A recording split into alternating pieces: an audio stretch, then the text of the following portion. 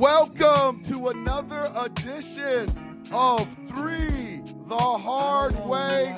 We coming at you like we normally do. We got a special guest in the house, but I'm gonna wait a little bit to introduce him. Right now, I gotta introduce my fellas because without the fellas, there is no show. I've got the influencer in the house, Mr. Coach Rodney Young. What's up, What's happening, Three the Hard Way Nation? Y'all know how we get this thing done. We stack it up, we go ahead, and I might throw something at you that you might not like, but you will listen. There you go. That's right. And then we got the man with the military background, the captain of our ship, Mr. Terrence Alston T. What's going on, man? What's up, folks out there? Read the Hard Way Nation. What's happening? What's going on? And let me tell you this, we got a special guest in the house. It's a very, very, very good day, Mr. Brian Berry. Listen, he's a producer. He is a screenwriter. He is an actor. And right now, my man is an author, Mr. Brian Berry. Welcome to Three the Hard Way. Hey, I'm honored to be on Three the Hard Way, y'all. Y'all my first podcast, because my book actually, it came out like 3 weeks ago. So this is my first. I have my book signed in that Warrensville library. There you go. Okay. Wow. At that Wow. Saturday. All right. That's what's happening. So we can't wait to get into it with you, man. Let's just jump in. Brian, the last time I saw you, man, obviously you and I have had an opportunity to kind of, keep in touch over social media and stuff like that. That's the great thing about social media. But the last time I kind of saw you in person, you were crossing me over in the Warrensville gym. You used to be a hooper back in the day, crossing Putting me them on over. skates. Yeah. Oh, put me on skates. And right now, you have just developed into a great filmmaker, man. And I think I speak for all the fellas on the podcast today and everybody back in Warrensville, Cleveland, everybody that knows you. We are extremely proud of you, my friend. Yes, sir. Extremely proud of you. You are doing some fantastic things, and I live vicariously through you. So keep on doing a great job. Talk to me about your path when you graduated from Warrensville to kind of where you are right now. I know there's a lot into that, but give us kind of the condensed version of how you got to where you are right now. So yeah, man. Like first, I want to say I appreciate that because y'all know Warrensville, small community that do big things. Y'all, Yes, sir. Yeah. I know how we grew up, but basically, man, I didn't really know what my journey was gonna be. I thought I was gonna make the NBA. But that was my first dream, and then like in the book, that's why I called it when one door closes. Because Yes. after I didn't see that my dream coming true with that, I said, okay, I got to change and I got to shift different because I went to music, but I was doing music then, but I wasn't doing it all the way. It was more sports. Yep. I know, like my boy Chris Grant, his brother Gary Grant, Yeah. beat the NBA life early, so I really was on it. And then the music journey kind of got me where I was at because the guy named H-Flow was signed to Floyd Mayweather. That's when he was 50 Rich Records, and he had the Money Team. It was way before TMT. So Okay. Wow. I became from DJ Skills. Let me back up a little bit. So from Cleveland, I was DJ Skills. I did that for a good 14, 15 years, made the Swords, had one of the biggest mix CDs in the city, went outside to different states and different things like that. Then I moved over to writing hooks and stuff and helping produce for artists. And so did that, juggling the family life between, because it don't stop. I had 4 kids. I was married at an early age. I thought I was grown. My first wife, I was 23. And then now I got married to my new wife, 19 years in. So then I went, after it's all said and done, I've been telling myself I wanted to write a script. Everybody can write a movie. When we kids, we thinking we can do a movie, Yeah. So I kept putting it off. And then once I seen that my music journey was about to slowly not come to an end, but I had to just close that door and open up another door.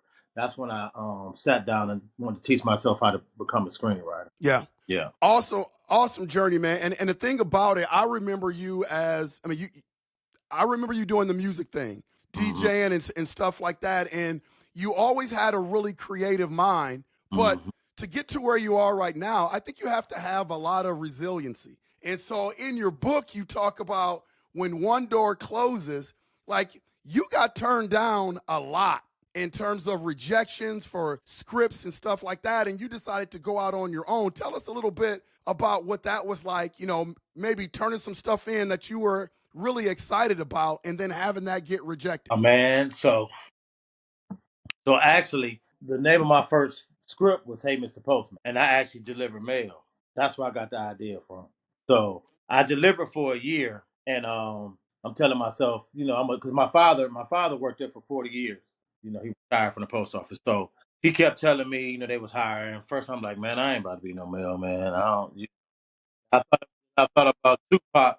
I thought about Tupac on Floyd and Justice. I said, if Pac could be a mailman, I'll be a mailman. And Robert Townsend always said that's a place where we can get a job. Yeah. Robert Townsend. That's right. Yep. So got hired, man. Didn't have a clue what was going on. And after a year, you take a week off. Either they can bring you back, or you can say, I don't want to do it no more. They had me working in the urban area and the suburb area, like 116th, 93rd, and they had me in Solar. So I saw the best of both worlds. So I ended up hurting my foot delivering one day, and it just so happened to be right before my week to have a decision. So I think they got scared that I was on claim workers' comp or something. I don't know. They didn't bring me back. So I said, okay, I can get unemployment. This is the time for me to teach myself. I got time to teach myself how to write a script. And I wanted to be about what I've been seeing while I was delivering mail. That's right. Man, it took me, I taught myself for like 6 months just how to write a screenplay. Then I finally wrote it. And for like 3-4 years, man, I was trying to sell my script. I didn't have a clue on what I was doing. And just to move it forward, after the 4th year, I was blessed to be able to produce the film myself. And I didn't even think I was going to be able to do that. I was trying to sell my script for like 3-4 years. Yeah. Great story. You know, when you have dreams like that, you know, it's easy to put steps in place for you to be able to complete the process. Mm-hmm. But then the emotion that comes with it, when you actually compete it, like I talk about all the emotions.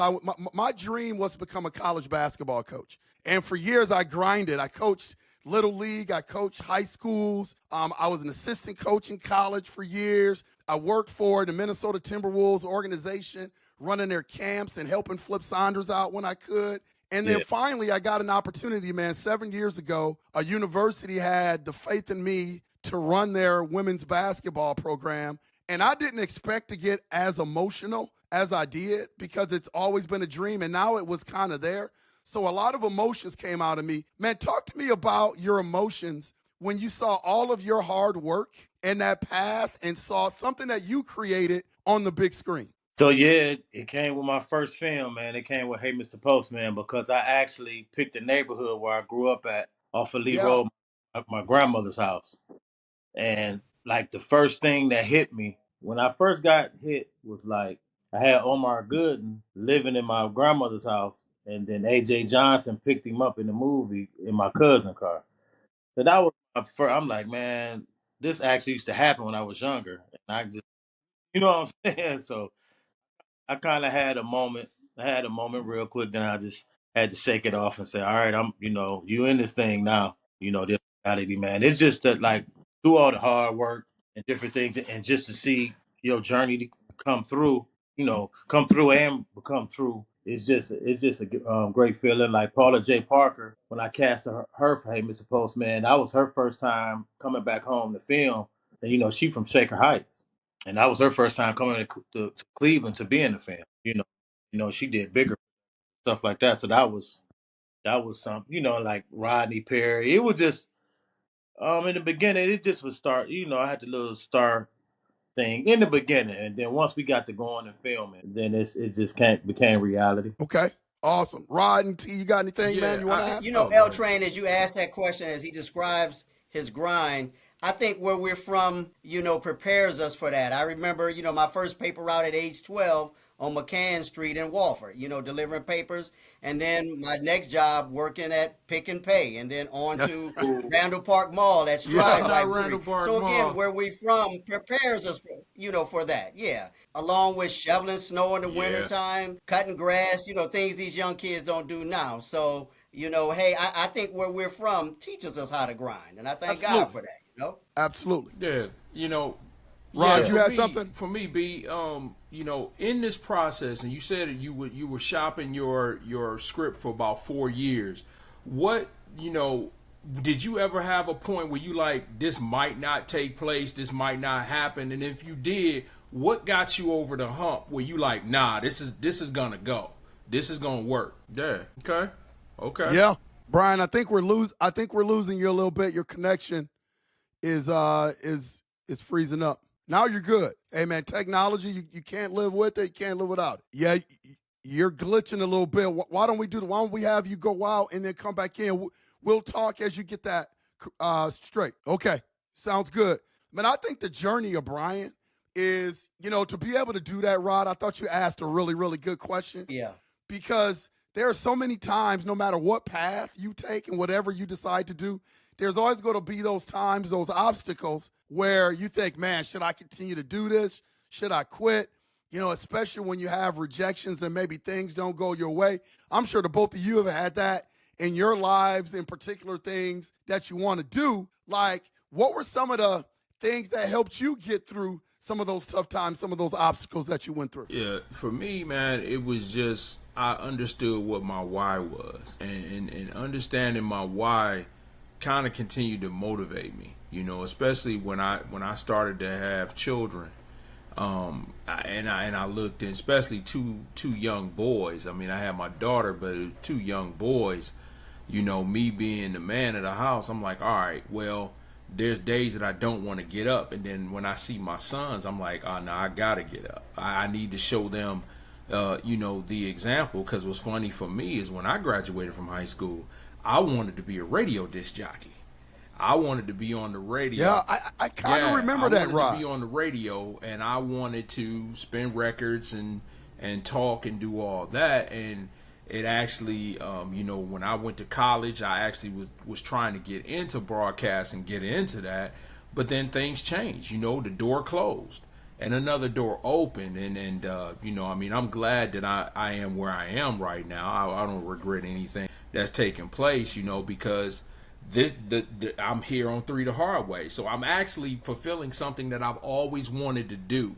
And so, but no, I just had to get over that hump, and it was just understanding what my why was. What's yours, T? There you go. For me, I often make people laugh. I graduated from high school, and a week later, I was in Navy boot camp. My father said, come get him, Yeah. And that's where my journey began. But as that, progressed on, I was blessed to have some older cats in the military take me under their wing and mentor me, told me, hey, yeah, the Navy's paying you well every 2 weeks. They're teaching you this, teaching you that. Hey, guess what else they can do? They can pay for a college degree for you, So when I started going to school, and enjoying that part of it, because I never, thought I would be a college graduate, okay? I never had that in mind. Just joining the Navy was enough for me. But then along came the opportunity to start going to school and having the Navy pay for it. I got a bachelor's degree, and I've never had a student loan, no student loans whatsoever. So not only was I moving up in rank and making rank and traveling, I was also able to go to school. And again, like I say, I credit that to, mentors I had, guys that took me under their wing and say, hey, this is what you're going to do. They made me do it, and I'm glad that they did, know. So there you go. That's part of my story. Part of it. Yep. So we all have similar stories. We got Brian back in the house, and Brian, looking at your movies, man. First of all, your movies are fantastic. I've enjoyed all of them. Myself and my family, we sat down and watched them. We enjoy all of them, but they all have a message to them. Like your Hey Mr. Postman movie, that was based off of your experience as a postman. Then you had Workout Partners, and that was a really, really good issue. Because it was a fantastic movie, but it touched on, something that's pretty prevalent in the black community, pre-diabetes and working out and staying in shape. Talk about how you came up with that script and why you wanted to produce that. So like with me, man, for one, y'all know me. When we was young, I always was silly. You know, I Yeah. was it's just in my blood. But like with my movies, man, I always want to make a statement. I can't. I gotta have some type of statement with Well, hey, Mr. Postman. Actually, when I delivered and I came back to the station one day, it was a girl that was missing, and they did have in the station. They had look out because the mailman is in the neighborhood 6 days out the Right. week. So I incorporate that into my screenplay. I said, you know what, that'll be good. Something like the mailman help find the girl that was kidnapped. You know what I'm saying? So that was on that. Workout partners, that's where I kind of got the idea because I watch all different type of movies, man. It's like I was watching Wedding Crashers. And then Yeah. I said, I kind of flipped it a little bit. I'm like, what if they crash the gyms? And then what it do, my stories is keep building. And I said, what if you want to be like his big brother that was in shape? And then what if something medical happened when they was trying to have fun to try to get women? So now you got to take it seriously to work out. That's where the diabetes 2 came in for greedy. I said, Okay. and then on my latest drama, the car show, when his father got kidnapped, well not kidnapped, his father got murdered and carjacked, and the car came back to Cleveland from 20 years. Once I get them, I just get excited because I'm like, okay, this is gonna make the film have a meaning to it. So it just kind of come in my mind, and I just like break it down to where it can make sense. Yeah. Do you ever get writer's block, Brian? I remember back in the day, my thing was I used to, the one thing I wanted to do was be a rapper. I was almighty LJ, I and remember. you remember I that? remember. And I I used to sit remember. down I and write remember too. rhymes, trying to be as creative as possible. But there would always be those times, man, where I just couldn't come up with ideas. I just couldn't come up with really, really good lyrics. As you sit down and start writing stuff, do you ever get writer's block? And if you do, how do you get past that? First, let me go back to that. I remember when you came down to the basement. You was like a LL Cool J at Warrensville. Because I think me and Matthew Jackson, remember with so we was under James, right? When we all under Yeah, Amadeus. Amadeus, yep. I had 4 records. That's when I first tried to scratch. Remember, that's crazy, man. That's some history. But it's just like you got to know when to go back and you start doing some more. You might watch a movie or you might do some more research because it'll come back to you. Because your outline is important. Because like with a movie with me, my outline is important because if you get that outline, then you'll know what direction you're going as far as screenplays. So that helped me. Writer's block might come during the outline because you got to figure where you want to go. Then I just kind of take a step back and everybody have a different routine. And then once you got it in you, it'll come back, and then that's when you got to just catch it. But for me, it's like having a solid outline first, and then just go from there. Okay. Rod, I think you had a really, really good question. I think Brian froze up on your question. Go back and ask that again because I think it's important. So B, what I was saying was, when you talked about that you were pushing your script for 4 years, before everything took place, and the question I asked was, in that time that you were, doing that, how did it ever come to you that, this may not happen? And if it did, how did you get over that hump to know that, yeah, this is the one, this is going to be it? So actually too, yep, and what I was saying before we rush, when I wrote Hey Mr. Postman, I was just going crazy trying to promote it, didn't have a clue. I actually called Matthew Jackson, and I was so crazy. I called him off Facebook and told him I need a lawyer. I'm about to be in front of 50 Cent. Right? That's I don't know what I was on, but because I pictured Kevin being the main character and 50 being the little nemesis, and I just was on it, man. So it's a lot, like in that book, it's a lot of stuff y'all gonna be like, woo, a lot of stuff I was doing. But what happened was when it didn't go with Hey Mr. Postman, I put it to the side and just want to stay creative. I wrote another screenplay. Okay. So I stopped the journey somewhat, but I stayed Okay. creative. Okay. I just stayed creative. Okay. Okay. When One Door Closes is your new book that's out. You said it's been out for 3 weeks. I just ordered my copy this week off Amazon, so I can't wait to read it. I'm headed out of the country on Friday, so that's going to be what I read on the airplane is your book. So I'm really, really looking forward to it. Tell us about your book. You know, don't give away any big secrets because I want to read it. But tell us about the book, what it's all about, and how it came about. So yeah, for one, it's a good read. It's an easy read, and it's a real read. I kind of just start with my childhood. You know, I cover a lot where we from, and y'all gonna kind of feel that because y'all gonna understand what I'm saying on that part. Some stuff from then y'all gonna know because this one fact I don't know if y'all know I was born in Alabama. I did not know that. Yeah, so Okay.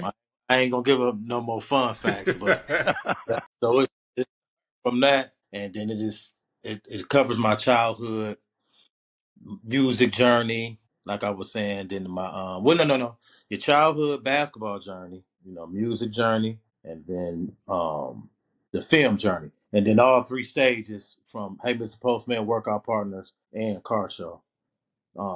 And it's just it's real inspirational, especially if somebody don't want to give up, because like you were saying, if I could have been gave up, you know, that was God keeping me afloat because I had so many doors closed that it was crazy. But you know, you never know your other options. So, like, really, I I did a mock trailer of Hey Mr. Postman. A mock trailer. I was told that you need to give vision of your script. I called Matt. That's what Matt. That's you know, me and Matt started hooking up. It was a producer in L.A. He said you need to do a trailer of your script to give to Okay. investors. So I'm like, do a trailer. All right. He said he can get Omar Good, and all I was thinking was about was Baby Boy. Right, You know, There we right, go. right. Yeah. get some funding up. I done shot a 4-minute trailer of Hey Mr. Met Omar. Well, that was my first encounter, man, y'all. Was the trailer because I met Omar. I'm like, man, that's Omar from Baby Boy. You know, Yep. in my mock trailer. Yeah. Did you say to yourself, I had made it once you met Omar? No, I just because I knew what my mission was. I knew Okay. that this was just a mock trailer, and I got to get the script sold. So it was a good feeling, but I knew I had more to accomplish at that point. Okay. But to make it crazy Brian, though, where in Alabama were you born, and how often do you go back home to Cleveland or to Warrensville? Where in so Alabama were you born? so the crazy thing is Selma. Selma, okay. But I just was a baby. My father was in the service. So yeah, so I haven't been, you know, I don't have no family in there. I was just born there. I think we was there for like less than a year. Okay. Gotcha. Yeah, yeah. I was just born in And Selma. I would be But remiss if we didn't. You just celebrated a birthday, brother, didn't you? oh yeah, 50. 50. Yeah, you just happy Glad it's belated. over You with. just celebrated a birthday there, Happy bruh. birthday, man. There you Yeah. go. Yeah, Happy yeah. birthday. Well, Friday is my birthday, and then Saturday I had the book Mm-hmm. signing earlier at the party. Now, So now, Brian, I'm gonna also go on Amazon and purchase one of your books, but I want one from you signed for my store. I have a independent bookstore. I live down here in the 757 in Virginia, mhm. and in our area, we're one of 19 independent bookstores. Okay, I All have right. over 4,000 books in my store, and Mhm, I have a very diverse group of people, mhm. diverse crowd that shops with us. So I definitely want one, signed in my store so I can say, hey, this is somebody from where I'm from, okay? Yeah, definitely. That's Gotcha. And I'm gonna give Lionel, I'm gonna pass, have L Train give you our social media address. We're on Instagram and Facebook, and if you go to my page, you'll see that we're more than just a bookstore, okay? Oh, I yeah. do a number of different things, especially with kids, because we encourage literacy. We promote literacy and reading programs and all that for kids. So mm, okay. again, I Great. want a signed autographed copy of your book in my store because we're from DeVille. That's All right. of us Say from DeVille. that. Definitely. All of us from DeVille. Say There you I that. need go. all the Yeah. support. Brian, yeah, hey, listen, man. I'm glad you brought up earlier about your silly side. You said back in high school you was always type of silly guy. You know, Yeah. one of the things that I enjoy, I'm gonna tell you right now, you have me cracking up every weekend and it's something that's not really out there publicly. It's on your social media stuff. Man, I love the skits that you do about the Cleveland Browns, man. And like, that is comic relief. Y'all know what though? I don't even know how that started. Like I don't even know how that started. But yeah, then once I'm like, okay. You know the funny thing is, like after each Browns game, I waited later on in the evening because that's when that stuff would come up with you, Brian, and I would sit back and I'm like, whether it was a win or whether it was a loss, it was always something that came up, and it was short, but it was hilarious, man. Yeah, yeah. So what I did when I first started, I was doing both. I was doing when we won and when we lost, and then I switched it to when we won. So the crazy part, y'all, reason why I was there so quick, I would have it already set, and now it's a couple times I had it set and we end up losing. Right. Yep. And then I told myself one time, I said, man, I think I need to stop pre-doing them because I might be giving us bad luck because I pre-do it. Like we won and then we end up losing. That happened a couple times. I'm like, I can't even post this. We done lost. But I was doing those videos, man, before TikTok. Yeah. That's the crazy part. I was doing it before TikTok. I didn't know, all my stuff was now on TikTok. And since TikTok, I haven't really been doing them, but all my stuff I had to edit and really edit. TikTok got their own thing. You upload and stuff is right there. But I had to have an app to edit and add music and just do different stuff by me. But it's just crazy though. That's just me. That's just my character. Yeah. Yeah. That's just my character. 3 the hard way. Please hit that like and subscribe button. Let's continue to grow this thing. We're talking to filmmaker, producer, actor, author, Mr. Brian Berry. When One Door Closes is his new book. When One Door Closes, make sure you go out and pick that up. We're definitely going to pick one up here off Amazon. I just ordered mine, like I said, a couple days ago. Brian, you've been making cameos in your movie. Is there like a dream cameo that you would like to make in one of your movies? Is there a character that you really want to portray and put on the big screen? Well, I had that. I don't know if I'm putting the big screen, but I had that character that was going viral called Flick James. Yeah, that Flick James. I remember that. Flick going, I put Flick to bed now, but no, not really. Like I played a postal worker, hey Mr. Postman. I put in Car Show, I did a lot of voiceover work. I mean, not Car Show, Workout Partner. Like I did like voiceover work, and then Car Show, I played a EMS worker. I don't know. I might do more. I'm about to start directing too. This first thing on y'all's show. Yeah. Awesome. That would be fantastic. And I would say this, and I'm probably speaking for everybody on the panel, Brian. I don't know anything about your industry. I'm not qualified to even make any suggestions or any analysis. But what I would love to see, man, if you have any type of creativity or ideas about just making a movie about our experience in high school in Warrensville Heights. Listen, if you think about it, there's a lot of stories within that high school. There's a lot of characters. There's a lot of teachers. Mr. Reeves, Miss Tally. Mr. That's Caleb. the one there. That guy. I dare you to do one on Jamie Caleb right there. Yeah, him. Oh man. Oh, and then Mr. Reynolds was the principal. We used to call him RoboCop. Man, RoboCop. There is so many stories and characters just in that school alone. I would love to put your fingerprints all over something like that, man. That would be fantastic. You ever thought about that? Yeah, I thought about it. It's a couple storylines that I can go off on. But y'all know the funny part about Workout Partners. That was shot in John Dewey's gym, and I didn't know that. Wow. John Dewey's gym, man. That was my first time in that gym since I don't even remember. Man, I'm in there like that was John Dewey's gym in the beginning with the kids, and then that school's not there anymore. Did you know that, Brian? It's not there anymore. Yep, it's not there. Yep. Ain't that crazy? It's not there anymore. I was able to shoot a scene in there before they got rid of the build, man. Wow. And well, y'all know the bodybuilding competition, that was in the high school. That was I knew that. Yeah. And so, I'm in there. I'm thinking about the talent shows and fashion shows we used to have in there. I'm in there because I haven't been there in a long time. And now that building's gone. Yeah. I mean, far as this dip, yep. So, Yeah. but Yeah. yeah, Well, a lot of characters from Warrensville. man, it's a lot of it's a lot of characters. A lot of characters. Well, for our audience out there, please take a look at Brian's movies. I mean, he's made some fantastic movies, man. Hey, Mr. Postman is one of my favorites. Car Show is really, really good, and the Workout Partner is obviously great. And then make sure you go out, purchase this book when one door closes. One door closes. I can't wait to get on the plane so I can read it.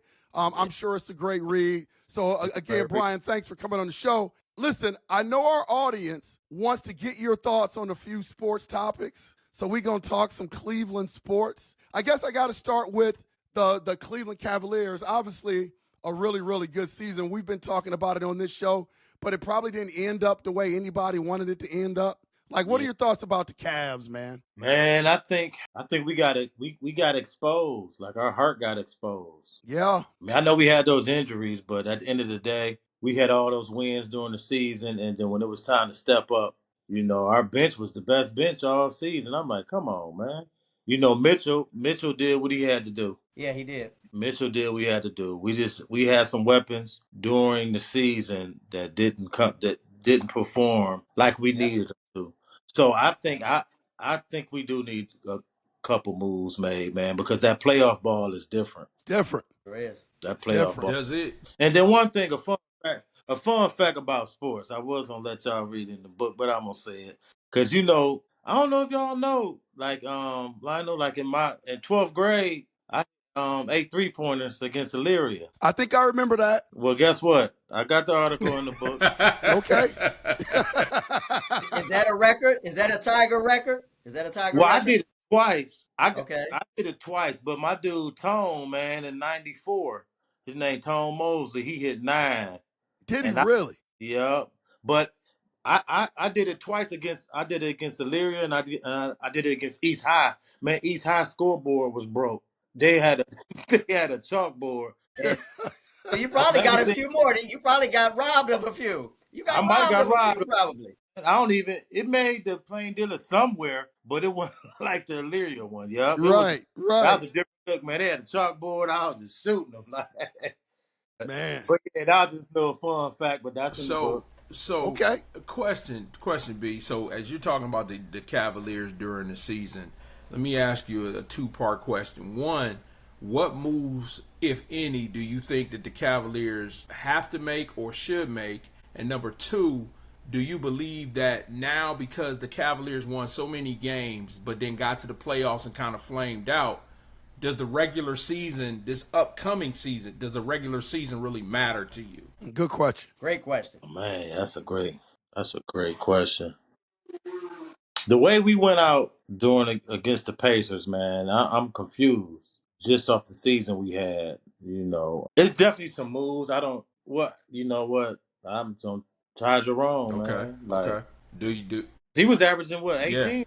Yeah. Do you sign him back? Come on, man. Do you sign him back, B? Because you have him, but you also have Sam Merrill that you gotta, and right now the Cavs are messing with that second tier and the luxury tax. You can't sign everybody, so between Sam Merrill, Ty Jerome, and you gotta throw Imani Bates in there also because his contract is coming up too. Who do you choose? If you had that opportunity to choose, who are you going to choose? Now, mind you, Darius Garland is going to be down for about 5 months. Yeah. With that toe? Yeah. Yeah, he's still down. Yeah. I don't expect him back to like All-Star break, possibly. Right. But, but B, who do you look at? The three, Ty and Sam and the other two Sam Merrill, and then Imani Bates, who was in their G League. That came up. Yeah. It might be. Oh man, Ty Jerome is hard to say. He's bad, man, because he's playing that bad that he had to get benched. Right. You know? Yeah. Right. We might get. I mean, he had a great season though. Mm-hmm. That's why. So, but it's about the money too. I'm saying that Brian Berry is the GM of the Cleveland Cavaliers, and you have to make that decision. You done put away the movie stuff. You just Right. become the GM of the Cavaliers. You done made your money. You made movies now. You on that status now. You bought the team. You the GM. Yeah. Who would you rather sign? Would it be a Ty Jerome bringing him back? Would it be Sam Merrill, or would it be Imani Bates? One quick question: would I get more bang for the buck for the bigger name players, meaning like Ty Jerome in the trade? I mean, we could throw that out there. I mean, you the GM. We could throw that out there. Yeah, yep. Ty Jerome had a good season, but from what he did, I'll see if I can get something for him. So like a sign and Keeping trade. it honest. Yeah. Okay. Yeah, because I think we might can get something worth the buck. Okay. So he can get up out of here, man. Okay. Because I just didn't like he was turning the ball over crazy. He just went crazy doing the thing. Okay. Man.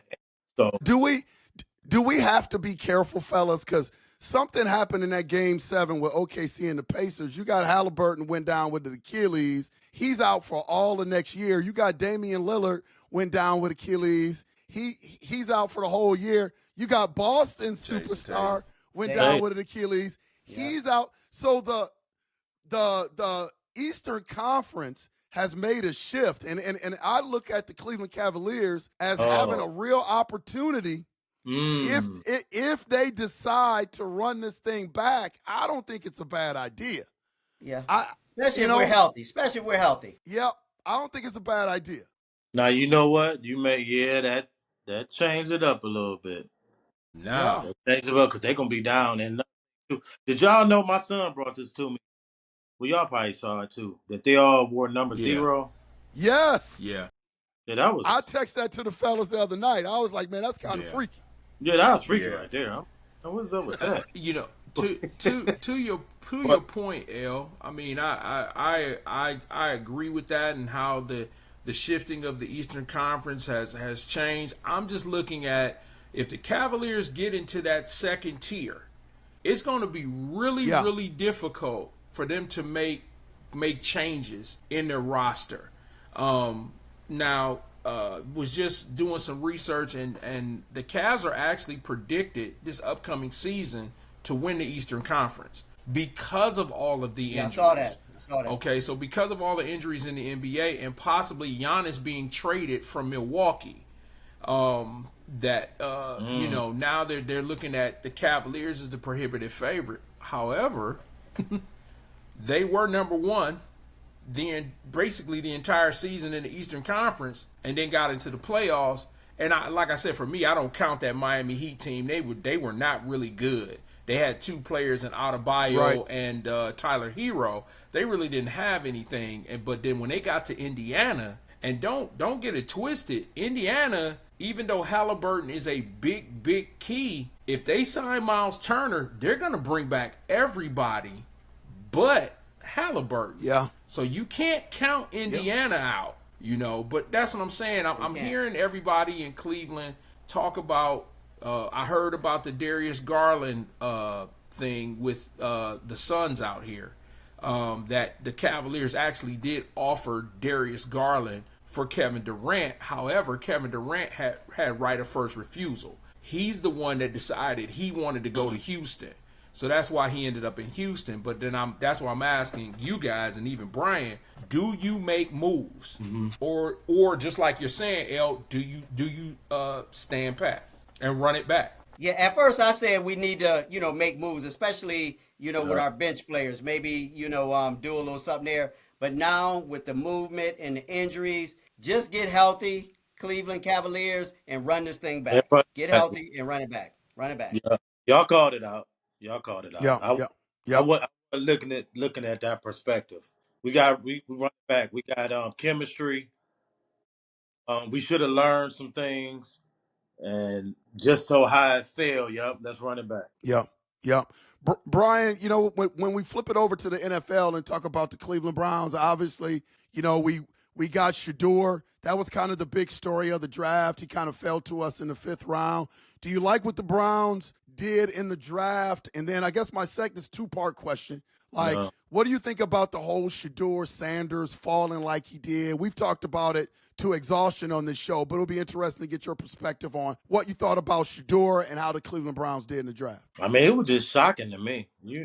meaning it was shocking and weird at the same time because it's like, man, he fell that much and we was able, because we had chances to get him. So when you let him fall that much, I mean, what? And now we hearing what he's about to be getting playing time or what? I'm confused. Like Every day it changes. It every changes day, every day, depending on who you listen to. Thank you. yeah, Tony Grossi or I don't know. Cabot. It Right. depends. It changes every day. yeah. So, Yeah. we just gotta wait and see. Honestly, because if y'all let him slide that much, now we hear all this, what he doing in practice and just different things like that. Um, we know it's a business too, to a certain It extent. is. Right. It's Crazy. business first. Business Yeah. first. It is. So I'm, Yeah. I'm just, I can't call it, man. I'm curious to see how they gonna run this. I'm just curious to see what they're gonna do with him. Yeah.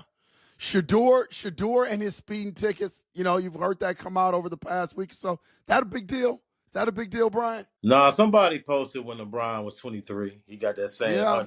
100 miles per Hot hour. Rod did the same thing. Yeah. Yeah. Yeah. Okay. Nah, he could. He got he's not a hothead. I don't think. No. But he is that age. He is young. No, they So didn't. Yeah. They didn't pull him over and he was intoxicated or inebriated or nothing like that. He just was a kid who was speeding. But let me ask a follow-up question, B, on the draft of Shedeur. Give me your opinion. Do you believe that when the Browns took him, that this was an Andrew Berry, Kevin Stefanski move, or do you believe that this was a Jimmy Haslam move, seeing as that they got Dylan Gabriel in the 3rd round? that was a Haslam move. Okay. Because Barry's face, you could look at his face. He didn't even look happy. Right. Something was weird about his face reflection, wasn't it? So that was a Face business tells it move. all. A face His tells it all. told it all, didn't he? I'm like, is he mad or what the? But so it was a Haslam move. And then y'all see that jersey sold out. Right. Yeah. And the thing was, his jersey. Would have got him early. Yeah, his jersey is the top seller in the NFL right now. But when he was coming in and he was going to, get his original number, I can't remember who the receiver is. He ended up, I guess he was a veteran. He ended up taking a number. But how do you see the quarterback situation shaking out? If you had to choose a starter for the Cleveland Browns tomorrow, are you going Joe Flacco? Are you going Kenny Pickett? Are you going Dylan Gabriel? Or are you going Shedeur Sanders? And give me your reasoning why. I'm gonna go ahead and go with the starting quarterback, Flacco. Okay. And the reason why, I just experienced. Okay. We already witnessed what Flacco can give us sometimes. So we might as well start the season off that and prime up the young guys who practice and coming in on different downs and Flacco older, Right. get him starting. They can look from the sidelines. And then they have to fight for the second man up. Okay. That's how I do it. Okay. I put Flacco out there first. Okay. And then I'll throw this at all of you guys. Do you believe that the Brown? I don't know why I feel like I'm the moderator today, L Train. I'm sorry. No, you're doing a fantastic job, man. Do you feel as if the Browns are going to carry all 4 quarterbacks, or do you feel the way that this is going right now, somebody's on the chopping block? Whether it be the 2 rookies or between Flacco and Pickett. Do you think, like I said, do you think the Browns are gonna keep all 4 quarterbacks? I think there's going to be one guy out, Rod, and my guess is it will be Kenny Pickett. I definitely want to keep both rookies. Definitely want to keep both rookies and one adult, and that one adult is Joe Flacco, okay? If anybody has to be out, I'm okay with it being, Kenny Pickett.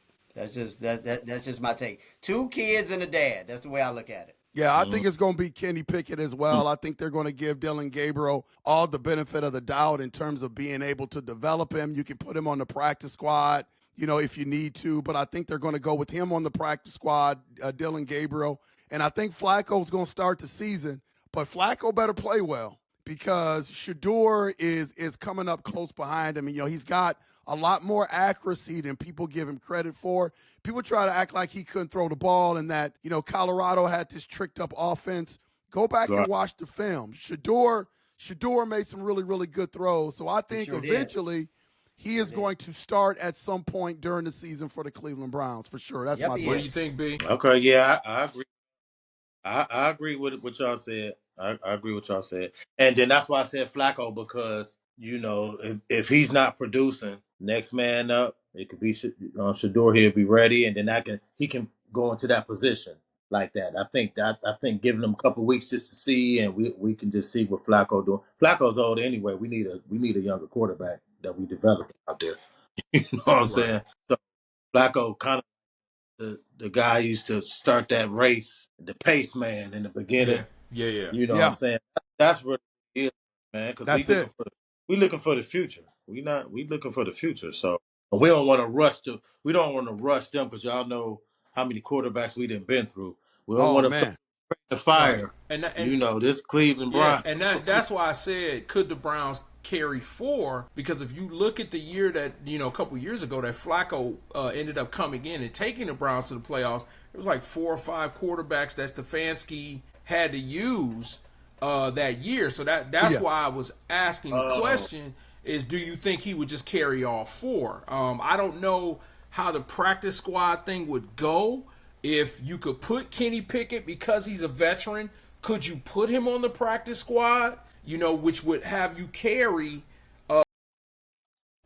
Gabriel and Sanders with Pickett on the practice squad. Now, the key about that, I believe, is you have to clear waivers to be placed on the practice squad, and I don't know if Kenny Pickett would clear waivers. I don't know the logistics of all that. Yeah. No, good point. Also, one other thing, too, and this is burning my tongue. What's the status with Deshaun Watson? When is he going to be healthy enough to even raise his hand and say, hey, guys, what about me? When is he going to be healthy enough to do that? So, although I have no faith and no confidence in him. I haven't heard a thing. When is he going to be healthy enough? Okay, so I haven't heard a thing. On my end, I was about to bring that up. Say it again, B. I'm sorry. Oh no, I was about to bring that up too. I was about to bring up Watson's name, but yeah. Okay, so from what I have watched and heard, after Jimmy Haslam made the statement that they made a mistake with Deshaun Watson, and he came out and said that the Browns are nice enough to allow him to rehab. And I think the only time that you would see Deshaun Watson is if the starter went down and the backups went down. They wouldn't go and bring in another quarterback, and they already have him in the building. They owe him $90 million over the next couple of years. So that would be the only time. Otherwise, I don't think you'll see Deshaun Watson on the field. I don't see that. The Browns have already backtracked. I don't see it either. And they've taken off from that. And I think it's going to be hard for Deshaun Watson once the Browns, because I believe next year, because the salary cap is going up, I believe they're going to release him. I really don't see too many teams going to take a flyer on a quarterback who, one, hurt his shoulder and then came back and popped his Achilles.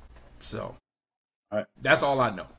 Yeah, totally agree with that. I don't expect to see Deshaun Watson ever again in the Cleveland Browns uniform playing football.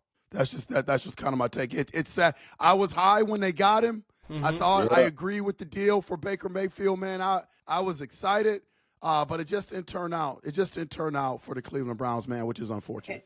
And the best he brought us was that second half against the Ravens in Baltimore. Right. We went 10 for 10. Yeah, that was the best he gave us. Yeah, for sure. We're talking to Brian Berry. When one door closes is the author. Brian, we know time is money. We got to get you out of here, but we do a thing on this show that I want you to be a part of. It's called Stamp It or Scrap It. And then we have start one, bench one, cut one, erase one. We're going to give you a couple of stamp it or scrap it. If you agree with it, if you agree with the statement, you stamp it. If you disagree with the statement, we gonna scrap it. All right, and this has to do with all Cleveland sports. All right. Cleveland sports. So my first one is, and we'll go to Brian first, and then we'll go to Hot Rod and T. You can finish it up at the end and give your opinion on it. But the first one is stamp it or scrap it. Drafting Shedeur Sanders was a panic move for the Cleveland Browns. Stamp it or scrap it. You got to think about that one.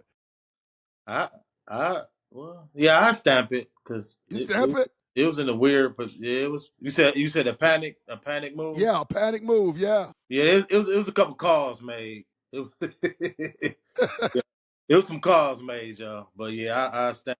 It was a panic move. What you got, Rod? I agree. I think it was a completely panic driven move.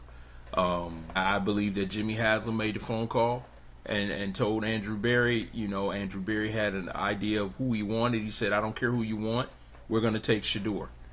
That's what I believe he did. And just like Brian is saying, go back and look at Kevin Stefanski and Andrew Berry's face. They looked like they were gut punched after they drafted him. So, yeah. Yeah, I'll stamp it also. I'll stamp it. That word panic kind of, I'll stamp it.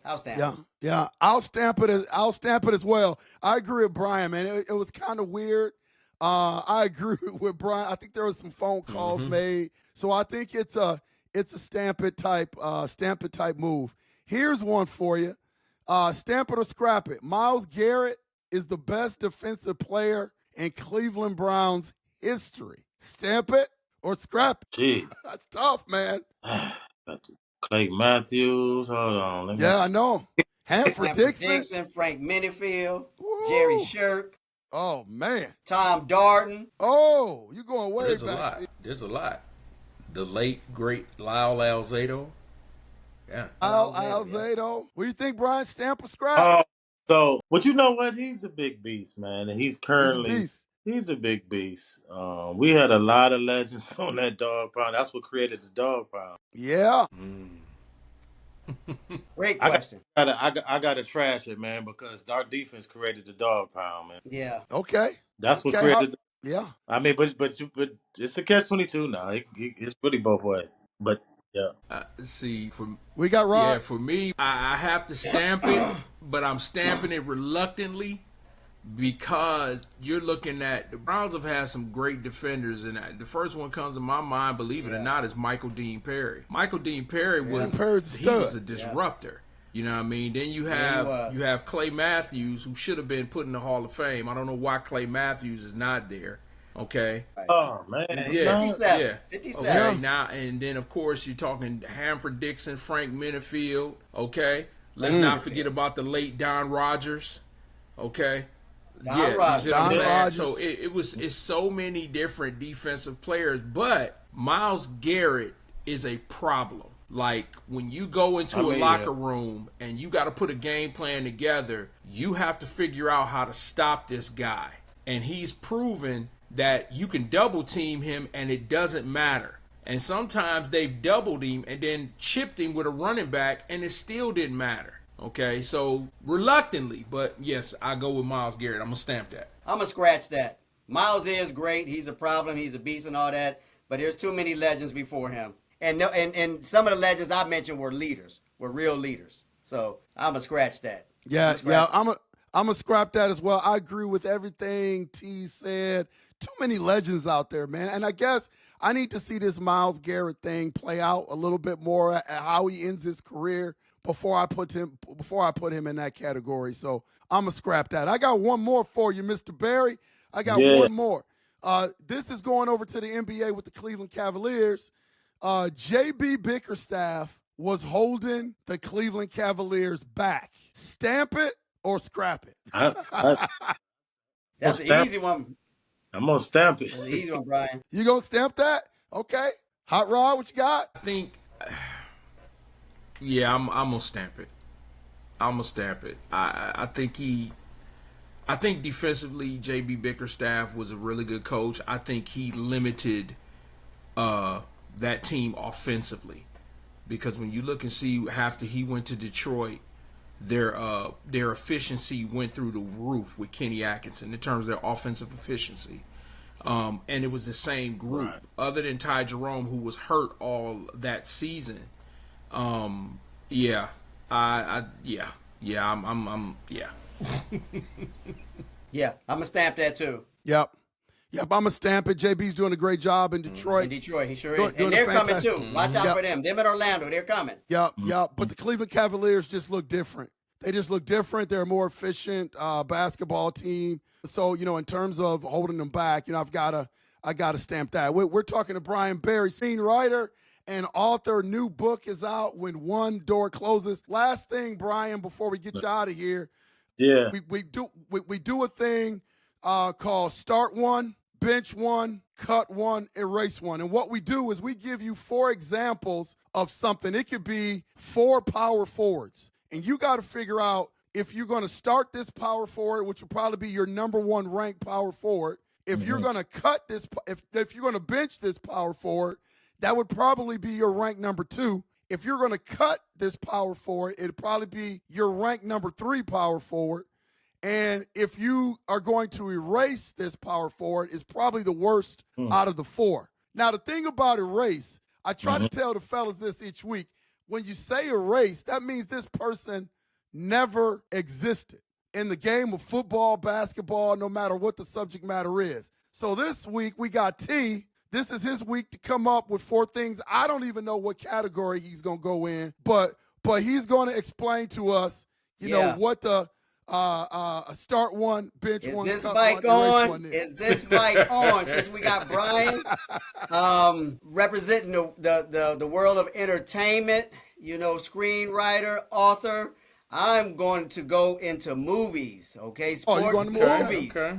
Yep. Sports movies. Yep. Start one, cut one, erase one, and bench one, okay? Movies, all right?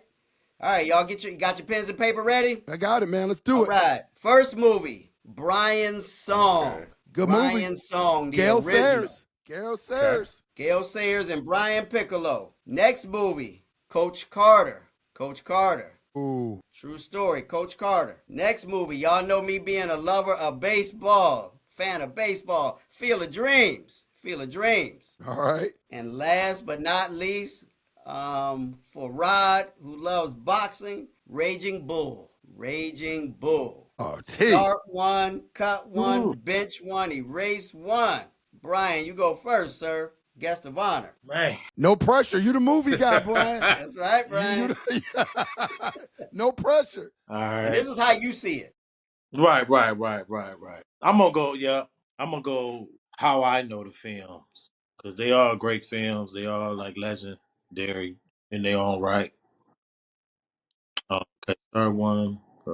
This is tough. Okay, so I'm a man. I watch a lot of documentaries. I'm like a documentary nut.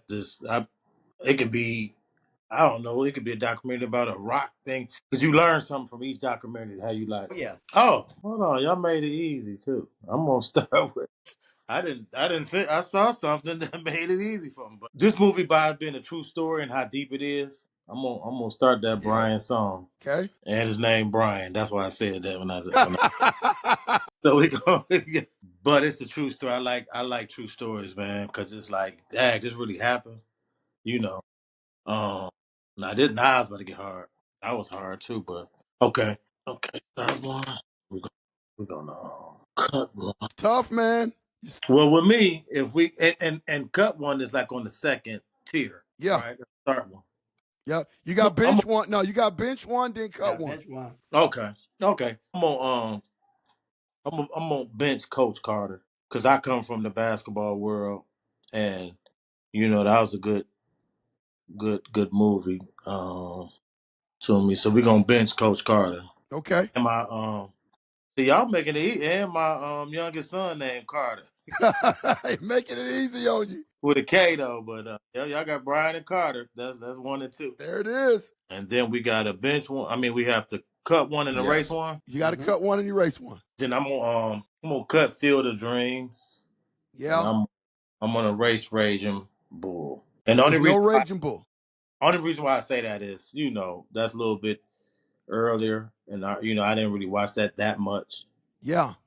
You feel me? Oh yeah. So that's it. Brian Song, Coach Carter, Field of Dreams, Raging Bull. Okay. That's Mr. mine. Young, you mind if I go Oh, second? absolutely. Go ahead. Okay. Listen, I'm gonna go. I'm in lockstep with Brian Barry. I remember when it was raining back when I was a little kid. It used to rain outside, and when I was at John Dewey, when it rained outside, you couldn't go out for recess. So we used to go in the gym and sit in a single file line. And one of the first movies that I saw was Brian's Song. It was the first movie that made me cry as a little kid. So Brian's Song, I'm starting Brian's Song. I'm in lockstep with Mr. Barry.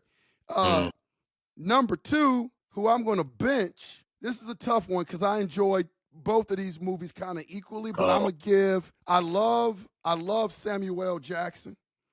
I love basketball, so I'm gonna go with Coach Carter as a bench. Coach Carter as a bench. One of my favorite movies is Field of Dreams as well. So I'm going to cut Field of Dreams, and I am going to erase Raging Bull. So me and Double B are in lockstep when it comes to that. Oh, yeah.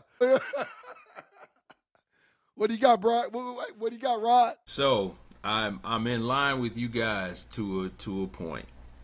I'm gonna go with Brian. I'm gonna go with start Brian's Song. I'm gonna bench Coach Carter. I don't know why he kind of reminded me of Mr. McDonald. I don't know what. Oh yeah. I don't know why he reminded me. He reminded me of Mac so bad. Wow. You know what I'm saying? Yeah. He lived across the street from me and Lionel. Man, Mac was a mess. Across the street from us. Yeah.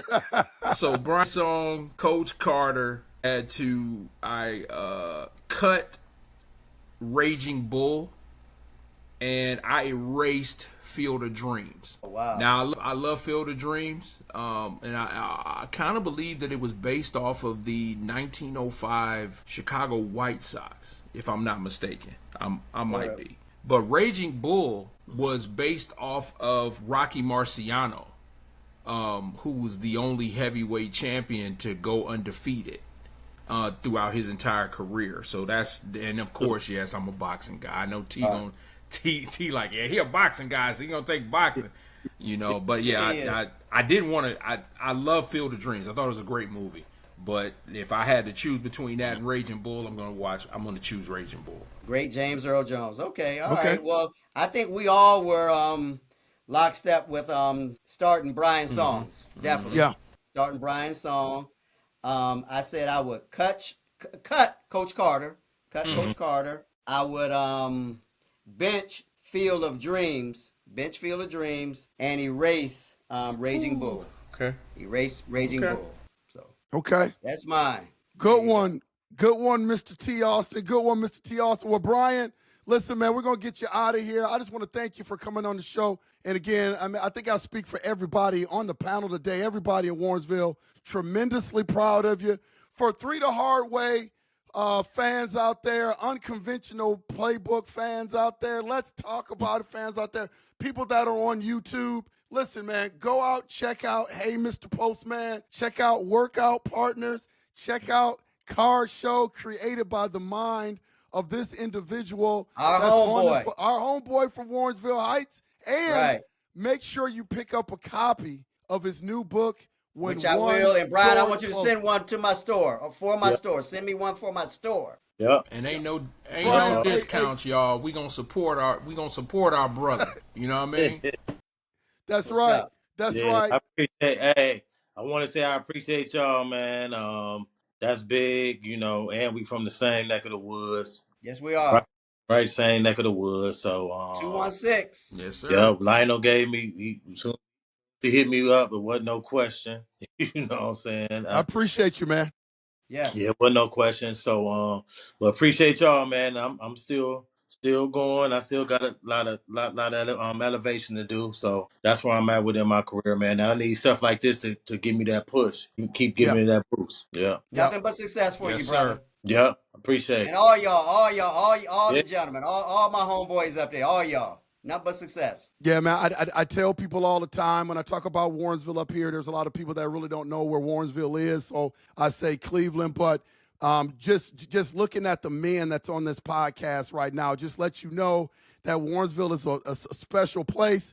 You know, we're all family. It's not about, you know, people talk about Warrensville, Arsenio Hall is great, man. Don't get me wrong, but there are so many great people. You look at the work that Mr. Donald Jolly is doing as the superintendent of Warrensville Heights. Yes, he is. Yes, he is. You know, Brad Sellers, not only did he play in the NBA, but he's now the mayor. Just remarkable work by people that, you know, came up in Warrensville, man. So, you know, we were just really blessed to come from a really, really special place. That will always be home for me. Right. Brian, thanks again, man. Rod, T, thanks for being a part of this as well. This is 3 the Hard Way. We'll make sure to see you guys when we see you guys. Until next time, we'll see you when we see you. Take care. All right.